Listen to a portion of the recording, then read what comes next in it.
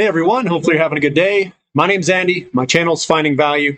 I'm reading through the comments section and reading through some of the comments. I was late to the party, now down on some of his uranium investments. Won't lie, feeling tempted to sell, to try to buy lower. Some people thought that the Sprott trust would have more of a shorter positive impact to the uranium price. But one thing I'll say, and one thing I do when I invest, is I focus on value. That is what's going to pull us out of this. If you're stuck and you bought at the wrong time, not necessarily, I won't even say that. You didn't buy at the wrong time. The value is good. We have had a pretty good run up in uranium if you look at it from kind of a medium-term perspective. Do I think this is the entire bull market? Of course not. You're not going to peak with uranium at $30 a pound. That's just ridiculous. But when I look at things, and I look at URNM, I've got the chart up here with stockcharts.com. We're pulling on back on the short term. We have a nice big bullish engulfing here and here. Two big bullish engulfings. And we are pulling back a little bit. The candlesticks are getting a little bit bigger, and we could pull back a little bit more, but we do have those bullish engulfings that showed themselves. The buyers are there.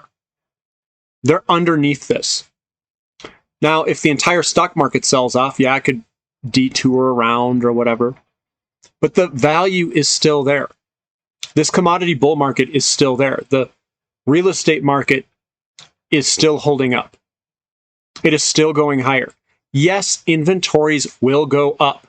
They have to. We're coming off of like the lowest inventory numbers ever. And the real estate market has gone vertical. It has. We are in some of the greatest price increase environments of a real estate cycle. So we're going to see things heat up and cool off and heat up and cool off, and we're going to see seasonality in this stuff. I don't think the commodity bull market is anywhere over. And I don't know if we're going to have a short-term sell-off pullback widespread. Like a COVID variant comes, they shut down the economy. And I don't necessarily know what that looks like for the stock market. I don't know if people would sell it. I don't know. I mean, the fear of COVID in the beginning was the fear of the unknown. I think people know COVID pretty well, and I don't think it's as unknown as it was before. It's not as dangerous as I think most people perceived it to be in the beginning. So I don't know if we're going to have that big sell-off if we were to have one. This is a big if. If we were to have one. And I'm not convinced that we will have one unless they shut something down. They'd have to stop it. Now, I was reading through here. What do you guys think of CPE after today's drop? Looking at CPE real time, I'll kind of just do this in front of you guys. We'll pull it up here. So here's CPE. We have a very large down day here. A lot of momentum. That needs to get worked off. I would be patient here. I probably would not be jumping in and buying CPE at the second. So oil has been kind of selling off. I'd give it some time. Most of the time, I buy too early. You have more time than what you think. The market goes slower than how you can process this stuff. So you have to wait. It's like a big patient waiting game on a long airplane ride. Let the momentum dissipate. Let this stuff come down a little bit, and then add in when it kind of starts to come back up. The momentum is starting to reverse and change.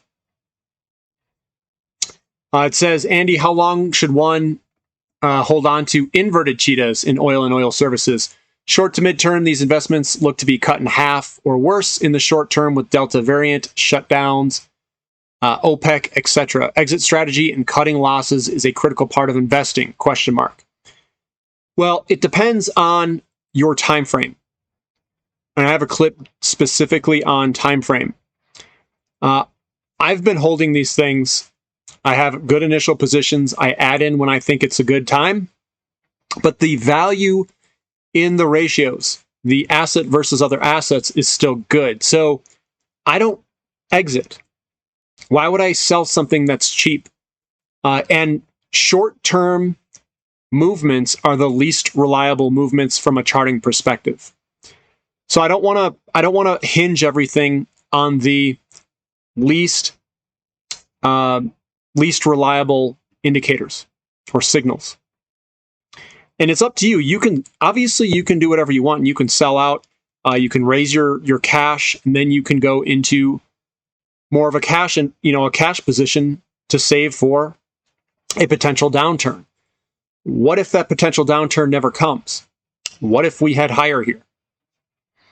And if we have good valuations, if we have good valuations and good long-term charts, I see no reason to sell. That's me. Remember, I am different than everyone else, and that's how I play these things. If the value's good, and COVID, the first run around of COVID, couldn't necessarily break these markets, they couldn't break the overall trends of the commodity sector. What makes you think that this next variant's going to do it? You might see a quick dip and then a move higher. You might not. I don't necessarily know the future here. We do have yields, 10-year yields dropping. We do have the dollar going sideways. And if we have inflation, usually the dollar drops. And we're printing large CPI numbers. I don't know how the dollar is going sideways. Maybe the market's afraid of something. Yields are dropping. Usually you have dollar drop with inflation and yields go higher. But copper's not really dropping either. Oil's going to have a little pullback. That's fine. I'm not too worried there. Kind of expecting a pullback in this fall time frame. But it doesn't mean that I'm going to sell my positions. Playing the short-term game, I don't know anyone who's successful playing the short-term game. There's no one that's really wealthy that plays the short-term game that I know of and has made their money over time with their own money. They've made money from other people's money, but that's probably how they made it, and they got lucky a few times. And that's fine. I think playing with things too frequently reduces your return. So what I'm doing is identify value, identify the big overall market conditions, and then hold on. And that's how I'm playing it. You guys can play it any way you want. This is only my financial opinion. Here's another question. Can you explain why platinum has been dropping more instead of going up as you believe it should? So I believe that platinum is the best value metal there is. We just broke out of a bigger picture downtrend. We're back testing it right now. Could this thing drop and come down lower? Sure, it could. I don't know what the short term is going to do on any of these assets, but I can tell you for a fact that it is cheap. That is a fact. I don't know what the short term is going to do. And over time, when you have a ratio, asset versus asset, and this one's down through the floor and this one's up high, over time, markets want to correct those imbalances. Smart people are going to choose to use the cheaper assets. I should say, are going to choose the cheaper alternatives to put in their products. So if something is cheap in relationship to everything else, they're going to choose that product over another product. That's just being smart. And I think platinum, on a long-term perspective, long-term being 5, 10, 15 years, is going to do incredibly well. It is far undervalued. I think rhodium's going to do well. I think palladium's still going to do well. Hence why I think people are going to run into platinum. And platinum's a very rare metal. It's a very nice metal. So I'm looking at it from a big long-term perspective. I know everyone, at least it seems like new investors, they want to see things move directly right after they buy it. And markets, for the most part, don't work that way. They don't work on your time frame. They work on the time frame that they set. And what I do is I'm ultra patient. I've been buying platinum for 2.5 years. because it is cheap. Because the cost curves are, the middle cost curve or average is like 840 or 860 in South Africa. I don't think there's much downside below that. You're below the high cost producers at $1,000 to $1,100. We're right there at the high cost producers. So I don't think the downside's a ton. There's a lot more downside potential in, I would say, gold. That's up there, and definitely palladium, and definitely rhodium. Way more downside in rhodium. Those valuations are very high in relationship to history.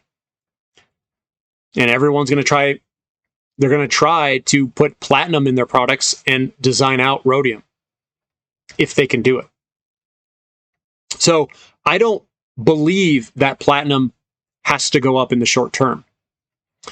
What I am saying is platinum, on a long-term perspective, the imbalances will correct themselves, I think. And you're buying it at one of the most undervalued times in history. And what I do is when it comes back down, I continue to cost average in. I'm a guy, it's like you're collecting a bunch of assets over time. When do you want to collect them? You want to collect them when they're cheap, when they're down. I'm not predicting where this stuff's going to go. What I am saying is that history has shown us that undervalued opportunities always correct themselves with time. The timing, I can't tell you when that's going to be.